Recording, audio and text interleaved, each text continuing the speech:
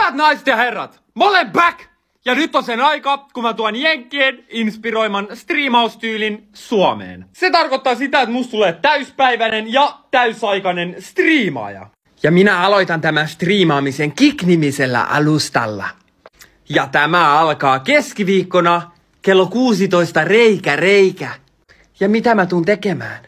No vittu historia! Tule katsomaan! Mitkä mun tavoitteet on?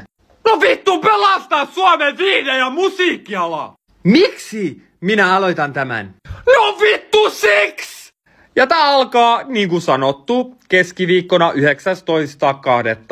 kello 16 reikä. Mun ensimmäinen vieras on mun uusi manageri.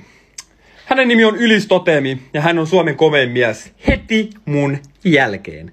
Tämä kaveri tulee olemaan useamminkin mukana näissä toiminnoissa ja me tullaan luomaan kontenttia yhdessä TikTokiinkin myös. Ja niille, ketä ei kiinnosta paskan virtaa, mä tulin ilmoittamaan, että minä jatkan musiikkia ja musiikin tekoa ihan saman lailla kuin ennenkin. Ja valitettavasti mä tulen tekemään sitä enemmän. Joten nähdään keskiviikkona kello 16 reikä. Jos et sä tuu paikalle, niin sä olet virallisesti mäti. Nähdään.